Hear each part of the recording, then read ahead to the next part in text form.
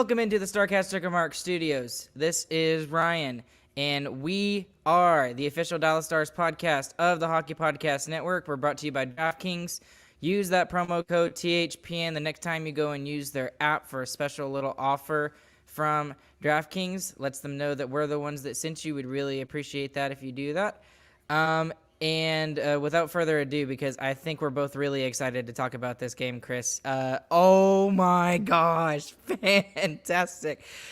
Before we get into anything, how about that? What did he call it? He called it highway larceny or felony larceny at the end there. Oh my gosh, Holtby. there's crazy. No way that doesn't go in the net. If y'all didn't know, the Stars won. The Stars win 4-1 against the Carolina Hurricanes, one of the better teams in the East. Sorry, I'm too excited right now. It's freaking awesome. And we extend our win streak to 5 games now. That's correct. That's 5 and 7 and 8. 6 straight at home. 6 straight at home as well. And during the 5-game win streak, I just saw this tweet by Bruce Levine. We have not trailed in the 5-game win streak, not once. And in the last 3 games, we've scored within the first 2 minutes. So Stars are on fire right now. It is crazy. Which leads to Stars Media calling the Hintz line the Minutemen line. And I like if it. They continue, I like it too. And if they continue to do that, then it fits perfectly. So we'll have to see if that continues for that line. Obviously, coming into this game, lots of storylines, interesting storylines. Bonus, as much as we give him crap, and we question his decisions and stuff like that. He's still a good guy at the end of the day, so we got to give him credit. 2,500 games in his NHL career as a coach, whether that be as an assistant or as a head coach. So amazing for him to get that milestone there. And not even he's just a good guy. He proved us wrong tonight. I mean, in our group chat, we were all upset that he was playing Holtby instead of Ottinger. But I mean, obviously, the correct decision. Were we wrong? Yeah. So I'm not convinced Ottinger would have done bad, but I mean, Holtby had an amazing night. The best game he's played as a Star by far. He was just stunning. He should have had the shutout. It's so sad. And the other milestone that was hit tonight was obviously Braden Holtby's 500th appearance as a starter in goal in the NHL. So that's another big thing for us to talk about. So on 2 really big milestone days, a great story comes out of it. And we haven't even talked about Hintz yet, and we'll get to him here in a little bit. His first career hat trick is overshadowed. Are you kidding me? That's so crazy. I didn't think it was going to be overshadowed until Braden Holtby. Until the very end. That did not make any sense. I still don't understand how that didn't go in. But I mean, that's got to be save of the year, right? It has to be. It saves of the year. Yeah, when they're that close together, it counts as one, I feel like, and that's got to be it. I mean, I can't think of something being better than that. That's insane. So, what's your biggest takeaway coming out of this game? Just original thoughts. I know there's Hintz, I know there's Braden Holtby, but what else stands out to you tonight? My biggest overall takeaway is that the Stars did not play good, and we still won.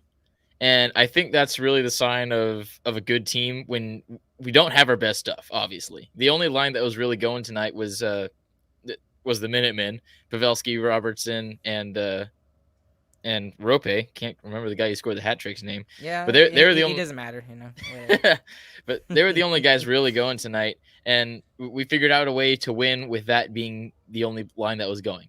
And most of the time, that's a bad thing. But when you're already on a 4-game win streak, we'll take a win. So they didn't have their stuff, and they found a way to win. That's my biggest takeaway.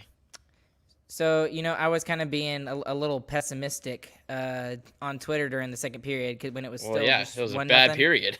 Yeah, right. And I was just like, if we keep playing like this, we're not going to win this game. I mean, it's Carolina. Carolina can score goals. Boy, were you wrong. But yeah, that's exactly what I put. After Rope scored that second goal, I kind of put, we really need to see some secondary scoring from some of these other guys.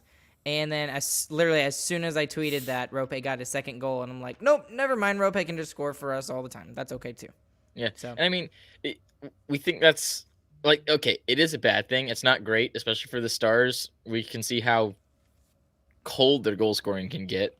But for other great teams, like that's not really an oddity. Like you think of Edmonton, literally only 2 guys on the team score goals. You think of Colorado, their top line is pretty much the only one scoring goals. You think of even the Capitals, Ovechkin is the only one doing anything over there. So it's not super abnormal for the top line to be substantially better than everybody else. And Boston especially. Goodness, I don't know how I didn't think of that. But it's not super abnormal for that to happen. And as long as we don't rely on that all the time, we're going to be fine. And we don't. This was the only game, I feel like, where it was only the top line and goaltending, and that was it during this run that we've been on. And we'll take that a couple of games because the rest of the guys, they didn't have their stuff, but they found a way to contribute enough, especially defensively. Our defensive zone was very good defense tonight. was very good. So they had a lot of shots, but they were not high danger, I didn't think. We'll have to go look at Owen's Twitter and see what he says about quality. I tried to, and it wasn't up yet. So okay, I'm sure he'll put it up later. I think he's on air right now, anyways. So, but anyways, let's get into the obviously the biggest story of the night. Roope Hintz with his first career hat trick, and I think that's 10 goals in 9 games now, I believe is what it is. 10 goals in 9 games. Yeah, because before he scored the empty netter, he had 9 in 9, and I think that's what Josh Bogorod said on Bally Sports. And then now he's got 10 in 9 games. This is the kind of Roope Hintz that we were expecting to see at the beginning of the season, right? Yeah, I mean, this is exactly what I thought. Obviously, I predicted 80 points, so that's obviously at the window already. But, I mean, this is what we thought we would see, is Roope Hintz becoming a superstar. And if he keeps playing like this, which I see no reason for him to slow down, he's going to be one of the best players in the league this year. And he's going to be on the map for MVP. Now, he's been outstanding for 9 games. We'll see if he can keep it up. I think he can, because this is what I expected. So I'm throwing out MVP before anybody else. If he keeps doing it, who knows? I don't know if he's going to be able to keep up this pace. I mean, if he does, that's fantastic, because that's exactly what the Stars need, because, we don't score goals. But unlike lately, we've actually been scoring goals. We get to 3 goals, we win the game normally. Roope has just been absolutely fantastic.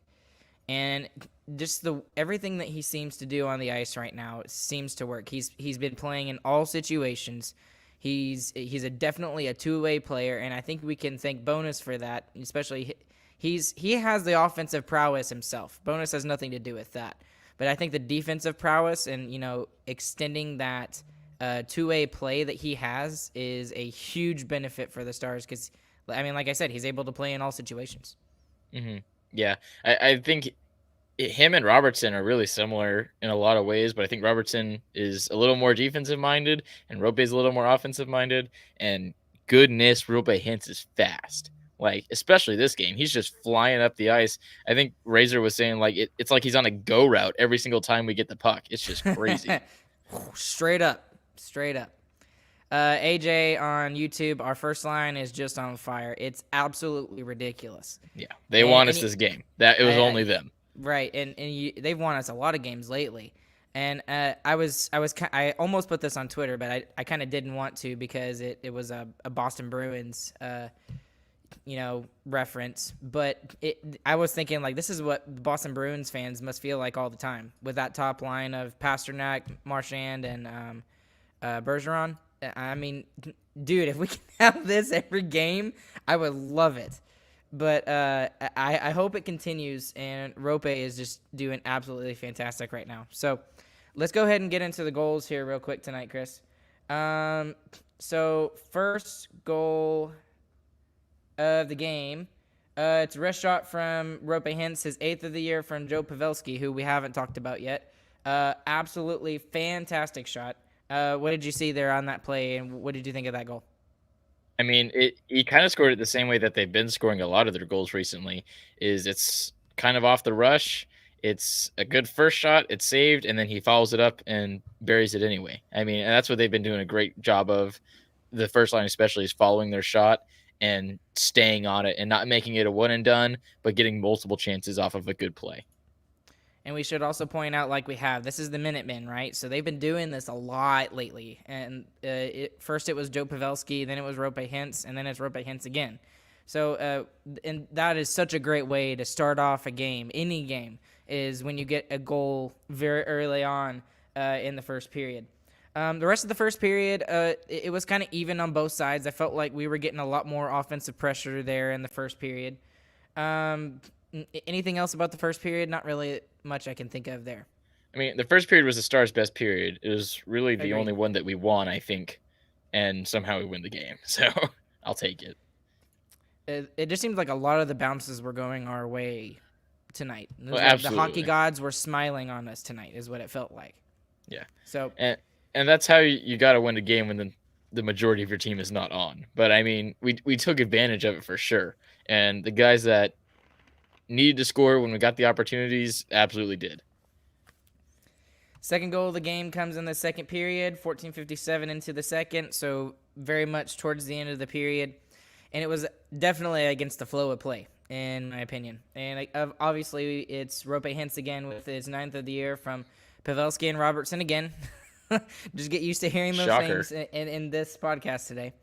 And again, it's a wrist shot, and Rope Hintz puts us up 2-0 in a period that I felt we got way outplayed. But I think Daryl put it the best way in saying that we bent, but we didn't break. So we didn't play great, but we were good enough to make sure that they didn't push back and get a goal in that second period. Yeah, I mean, we sucked the second period. Like, there's no other way to put it. The big thing was Carolina's forecheck was on us all night long. We could not get the puck out of our zone. I wish we had that forecheck. And we could not move it through the center of the ice either. It was just not good all around for any of that stuff. So the idea of putting in Holtby to try and minimize the forecheck, I don't think worked. But maybe, who knows? Maybe it did help, and their forecheck was just that good, and we were that bad against it. But going forward, man, we've got to figure out how to move the puck on guys that can really get on us, and that's when we play our best too. Especially if you look at the Colorado game, they were forechecking pretty hard on us, but it was just every pass was just crisp, smooth. Even the short little passes were tape to tape, right out of the zone, straight up the ice, and that's how you're gonna make these games easy, because this game was not easy, and somehow we still end up winning it 4-1. We're just on fire right now. But when Rope starts slowing down and the top line hits some kind of slump, because it's got to happen eventually, right? Then you would think. Then we're going to need to be able to move the puck out of our own zone by people other than just the first line. And, let me jump in on the whole breakout situation, because this is something that I argued about when we were really sucking at the beginning of the season, is just the way that we were breaking out and then the way we were trying to get into the offensive zone. And we've completely 180'd, I feel like, in this particular thing. When you see the breakouts for the Stars right now, they're taking little passes, and they're not just trying to go straight up the boards. And they were trying to do that at the beginning of the season, and it was constantly being turned over because it was so predictable. Now, right now, they're taking little passes, not totally going towards the center of the ice, which you obviously don't want to do. But it's just a little, just a creative little play to get it out of your own zone. And the other thing that I'm noticing is that on the flip side, once you break out of your own zone and you go into the offensive zone, we're starting to see the Stars carry the puck more into the offensive zone. And I think that's a huge thing and why the Hintz line is doing so well right now, because they've jumped on that and they've salivated on that, and they're like, okay, we're going to take this and run with it. And especially Hintz has taken that, and he's gone in stride, and Gurianov as well. So we've seen those speed guys be able to take that idea and really push it forward, and I think that's a huge reason why we're seeing so much success out of the Stars over this past, 2.5 weeks. You took the words right out of my mouth. You said the two guys I was going to say. It was Gurianov and Hintz, and they're using their speed. And it feels like every season we have to reteach them that, hey, you're fast. Just skate. They won't stop you. You don't even have to stick handle. So they've relearned that, and they've learned it quicker than they did last season. And you're right. Those guys are carrying it into the zone at will right now. It's not a problem for them. And Hintz is dealing damage with it too.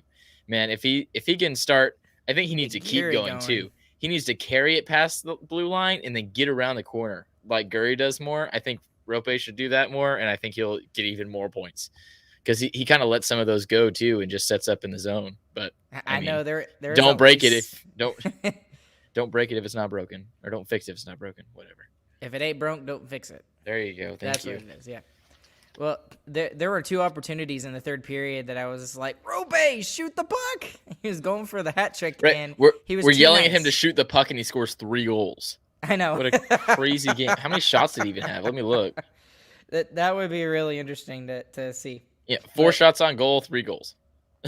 That's insane. That'll make your shooting percentage jump. What is that percentage? Is that a high? 75%. 75%. Quick math. Oh man. Anyways, we go into the third period. Joe Pavelski gets his 7th of the year from Jason Robertson. There we hear the names again.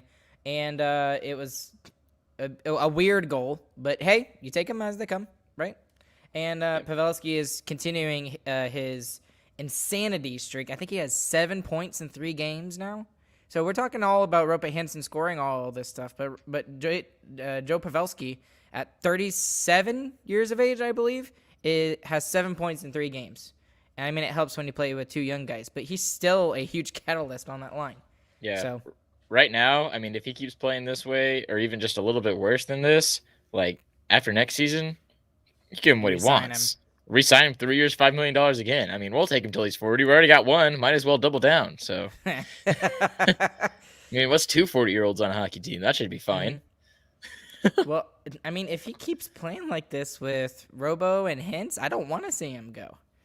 I mean, ever since the last season, when those were the only 3 guys that were doing any kind of offense for us whatsoever, bonus threw those 3 guys together, they've clicked. They absolutely clicked, and it's fantastic to watch the Minutemen do their work. And then, unfortunately, later on in the third period, you know, we're basically in turtle mode at this point. I did not like the period that we played, even though we won the game. I mean, if anything was going to go in, the hockey gods were saying no, no, no, no. And then finally, Jesperi Kotkaniemi gets his 6th of the year, and it was just a mad scramble around. He kind of just got pushed underneath Holtby. And it ends the shutout for him, which I was why can't we get a shutout for any of our goaltenders? I know we can't get any shutouts. Man. But that camera angle on that goal, man, that was fun to watch from that camera angle. That was great. I don't know who decided to leave it on that, but good job to whoever that was. But, yeah, very sad. It deserved to go in, honestly. It was a one-timer that went off the bar. Like, it should have gone in. The same way our goal should have gone in that went off the bar that did go in. So, whatever. We don't need shutouts when we have Sports Center saves. So who cares? And we'll talk about that here at the end too. And then, you know, not even a minute later, Rope scores the empty netter, gets his 3rd of the game and his 10th of the year. He's the first Dallas Stars player to reach double-digit goals this season so far. And that's how the game would end. It would be 4-1, except, oh my gosh, Braden Holtby. That's the first time I have heard a goaltender chant that loud since Marty Turco. I'm not joking. Even Kari, when he was at his heyday, did not get a cheer that loud. And I mean, if that doesn't tell you that Braden Holtby needed to get out of Vancouver and go anywhere else, that 10, 5, 6, 7 seconds, whatever it is alone, just tells you how good he's been for the Stars and, you know, how good he was in this game.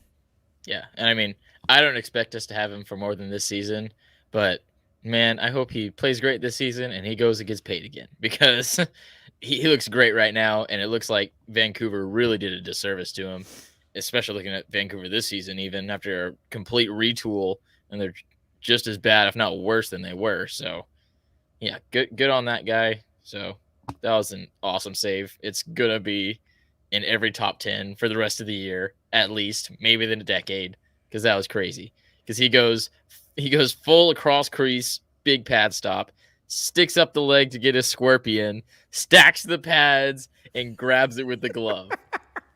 Like the three, like that's the trifecta of goalie highlights. Is like cross crease, big pad, and then scorpion, and then pad stack. Like that's crazy. That's awesome. That was And it was a pad stack with a glove grab. So much fun. That's crazy. So much It was fun insane. to watch. And here's a good question by AJ again, and Bones proved us both wrong tonight and how we were thinking. AJ here on YouTube says, I know everyone was confused about Bones' call and Holtby starting. What were y'all's honest reaction to him being named starting tonight? I was with Matt DeFranks on that when Matt DeFranks posted a quick article before the game started, and he was very confused as to why he was starting over Jake Ottinger when Jake Ottinger's been so good. And I don't necessarily agree with Bones in the fact that his stick handling was that big of an issue, but dude, I don't freaking care. The way that Holtby played tonight, he and Bones made us look stupid, made us look like idiots, because that was absolutely the right decision tonight. Yeah, my reaction to the decision was it was stupid. I thought the idea that it's because of stick handling was better is at least like kind of valid, but not super valid. Yes. But I mean, it worked out. We'll give Bones credit, and we'll say that he has some kind of magic crystal ball now. Maybe that's what he was talking about when he said we're gonna fix it. Maybe we just found a crystal ball. Or he told his goal. Because every decision he's made since he said that has been perfect, even when it seems stupid. This seems dumb. Yeah. Like maybe we got an Angels in the outfield situation going on. Man, that would be amazing, wouldn't it? I mean, that's the only logical explanation. It don't make no sense. I was totally confused with the call, but it was obviously the right thing. It was the right thing to do. It was absolutely the right thing. I'll eat crow. So, one thing I do wanted to get into obviously is we kind of talked about Pavelski a little bit. We also talked about Mr. Rope Hintz, but how about the play of Jason Robertson, who is continuing to very, very quietly, he's on a point per game streak right now, and he's continued that from last season. So more than a point per game now. He's played 14 games. He has 15 points. He's really good. It doesn't look like he's going to have a sophomore slump. That's great. Guess what our 1, 2, 3 point getters are so far this season? Well, it's got to be Heiskanen, right? Or am I wrong at this point? It's not anymore? Oh, my gosh. Number 1 is Joe Pavelski with 17. Number 2 is Rope Hintz with 15. Number 3, tied with Miro Heiskanen, is Jason Robertson with 15. Oh, my gosh. That's insane. That's it. And that just goes to show you like how much they've been doing lately. That's the win streak. That's it. It's them. Those 3. Win streak. Boom. Done. I mean, 5 goals, 8 assists, 13 points, plus 3 overall, 2 power play goals, 4 power play points. He's got 32 shots, and he's got a 15.6 shot percentage right now. So that's, I mean, I have nothing bad to say about that. And then even in the last last 3 games, he's had, against Edmonton, he had a goal. Against Colorado, he had an assist. And then obviously tonight, he had the goal and the assist. So, and he's been getting regular ice time from Bones. And I'm kind of glad that he's, arrived. Because we needed some of this young youth in this hockey club. It's, second oldest in the league, I think? Maybe the oldest? Yeah, something like that. But yeah, definitely having the young guys in the mix with the old guys, it not only gives me hope for this season, but it gives me hope for the future too, because I don't know what we would do if we were in an Arizona situation. That does not sound like fun. I don't want to go a whole 2-3 years not even having a chance. But this makes me pretty comfortable that that's not going to happen, as long as Jim Nill is not a complete idiot, which I don't think he is. So when we lose our big guys, we might retool, like they say, but there's no way we go full rebuild because our guys are too good. Even if we just drop everybody and don't pick anybody up, we're still going to be a competitive hockey team. That's how good these young guys are. Yep.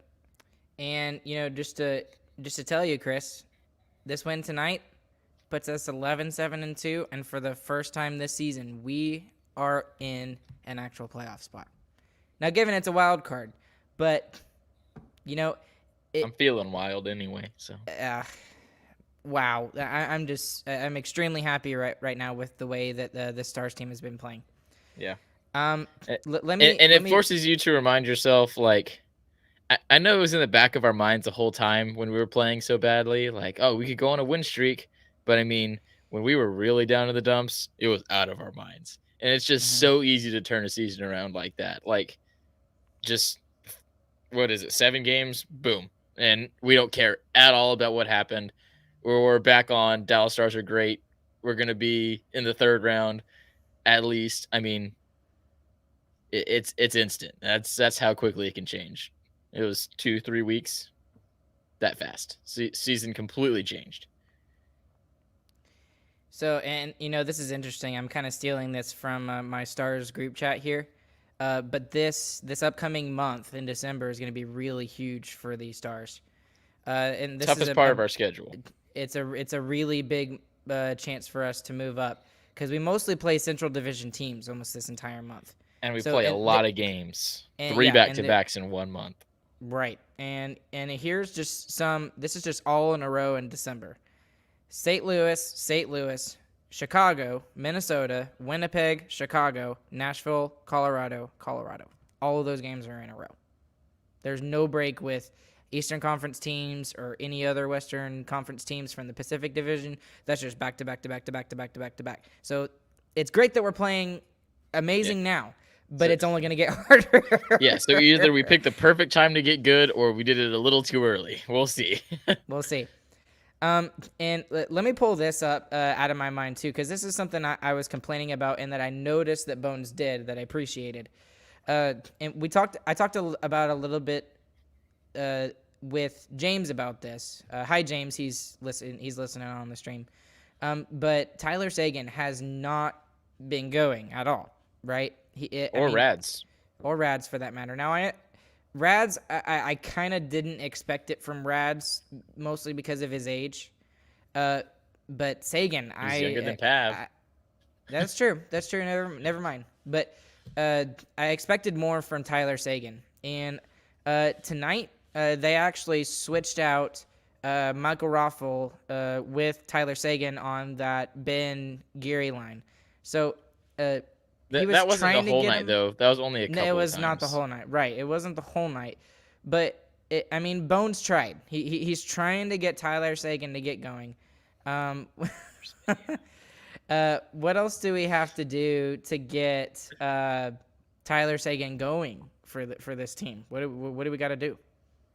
I like what he's doing right now and getting him in whenever he can. But I also think, like, he's just got to force Seguin and Rads to play together because, honestly, there's no other way we're going to get any kind of third-line production because right now the bottom 2 lines are doing nothing. Like, they're playing well defensively, and Rads has totally changed his mindset and has been great in the defensive zone, especially the past couple of games. He's been very, very noticeable in the defensive zone. So that's been great. But to get something going offensively, I think you got to put those guys together on the same line and say, figure it out because you can't be any worse than what's happening right now. What I really noticed out of Alexander Radulov over the past couple of games is, yes, he's not getting any kind of offense like we really kind of need him to, but he's been throwing the body a lot. And I know it only says he's got 1 hit tonight, but I felt like he was all over the ice, being physical all over. Yeah, and he was forcing pucks, getting to turnover and stuff like that. So, and he's playing great defensively, but he doesn't get paid to be a good defensive forward. So we've got to get him going some way on the offensive side of the puck, or else like he's gonna go somewhere else and get paid nothing because we're not gonna want him. All right, so let's try to wrap this up here, Chris. But just game stats for you. The shots on goal definitely did not tell the story of the game. You had to watch the game to understand. This was a really well. It was a really good game for the Stars, even though that we got completely outshot 2.5-1. So the shots we on got goal, outplayed for the most part too. Yeah, I guess that's kind of true. So it does kind of tell the story. But we did play well enough defensively in this game. It was 40 to 17 shots on goal in favor of Carolina. Face-off percentage, and let me pull this comment up from James that I remember. We are first in the league on the dot now, and that's exactly what we expected. We both talked about. You said top 3. I said at least top 5. So we've both been right, and they've actually exceeded my expectations as to where they should be in the dot. And with the face-off guys we have, that's what we should be. That's what we should be expecting, yeah. So even though it's great that we're first and woohoo, we should celebrate. We honestly shouldn't. We should be there. The only looking at the power play, I didn't really notice any good power play movement from the Stars tonight. It wasn't really there, which is okay considering the score of the game and how the game went. But I hope that's not cooling down. We talked about it. We didn't have a great game overall. One line played good. That was good enough. We'll get out of here. I don't think any team plays 5 great games in a row, and we had played 4 until this point. So I'm happy with playing a bad game and finding a way to win. So, other stats for you tonight: 0-for-2 on the power play for the Stars, like we said. 0-for-3 for Carolina. So our penalty kill is still starting to heat up and getting better, which is very good. Hits for the Stars they're in favor of us, 25-18. Block shots, 17-11 in our favor. This is not a good stat that's in our favor, but 20-10 in giveaways for the Stars, which I guess you could kind of say that, but I thought it was more even than that. But I guess I was wrong about that. No. And then the takeaways were in favor of the Stars, 9-3. Shots on goal in the period, 13-7 in favor of Carolina, 10-5 in the second in favor of Carolina, 17-5 in favor of Carolina in the third, and like we said, 40-17 in shots. Yes. So, anyways, Chris, anything else we got to mention before we say night-night? We'll take the dubs any way we can get them. Yep. What's the next game? I don't even know. We don't have James. I don't know. James isn't here. It's on Thursday. It's against. Who's it against? James, who's it against? James, tell us. Oh, no. Is he going to beat you too? It's against the Columbus Blue Jackets at 8:30 Central Time. 8:30? Really? Yeah. Wow. It's in Columbus. They're Eastern Time, I think. Yeah, but that would be 9:30 Eastern. Oh, no. This is 8:30 Eastern Time. Whoops. I'm on the website, not my app. Okay. All right. There we go. That makes a little bit more sense. I was like, dang, that's a 9:30. 7:30 Central. 7:30 Central. Okay. All right. Along with Chris, I'm Ryan. We'll catch you guys on the next AGR on Thursday, and we will see you guys then. Make sure you follow us on all our social media accounts. You can follow my personal one, StarsBoy12. Follow Chris at ChrisCham2B, and also follow us on Twitter, StarcasticR, and also on Instagram, Facebook. Subscribe to our YouTube channel, all that jazz. Thank you guys once again for tuning in, wherever you're listening, whether it be now when you're doing it live or later when you're listening on the podcast side. You guys have a fantastic evening, and we'll catch you on the flip side. Stars win.